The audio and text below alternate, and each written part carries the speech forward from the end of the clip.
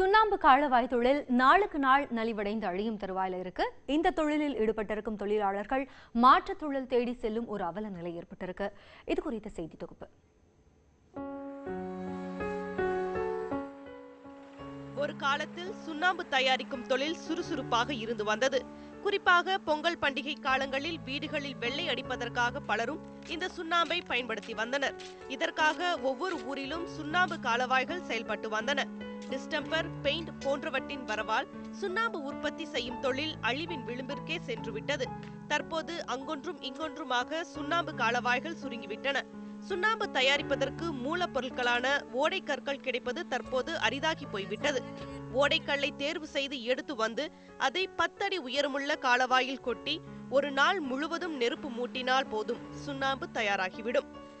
சுண்ணாம்பு காலவாய்கள் கரூர் மாவட்டத்தில் மண்மங்கலம், வேலாயுதம்பாளையம், கரூர் வஉசி தெரு, பண்டதக்காரன்புதூர், அரவக்குறிச்சி, இளாலாப்பேட்டை உள்ளிட்ட பகுதிகளில் 30க்கும் மேற்பட்ட எண்ணிக்கையில் இருந்தன.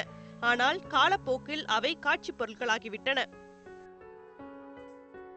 எங்களோட தொழில் இந்த சுண்ணாம்பு கல் தான். இதுக்கு இப்போ இந்த கல்லும் கிடைக்க மாட்டேங்குது. எல்லாரும் இப்போ கலர் கலராக பெயிண்ட் அடிச்சுக்கிறாங்க. அதனால் இந்த கல் வியாபாரம் ஆக மாட்டேங்குது. பொங்கல் அதுமா எங்கேயாவது விற்றாதான் எங்களுக்கு கூலி மட்டும்தான் கிடைக்குது. இருந்துச்சுன்னா கவர்மெண்ட்டாக பார்த்து எனக்கு ஏதாவது பண்ணாங்கன்னா நல்லாயிருக்கும். அழியும் நிலைக்கு சென்றுவிட்ட சுண்ணாம்பு தொழிலை நம்பி வாழ்வோர் மாற்று தொழிலை தேடி செல்ல வேண்டிய நிலை ஏற்பட்டுள்ளது. வர வர நம்ம பெயிண்டிங் எல்லாம் அடிக்கிறதுனால இந்த சுண்ணாம்பெல்லாம் யாரும் வாங்குறது இல்லை. ரொம்ப கம்மியான விலைக்கு கேட்குறாங்க. அது கொடுத்தா எங்களுக்கு கட்டுப்படி ஆக மாட்டேங்குது.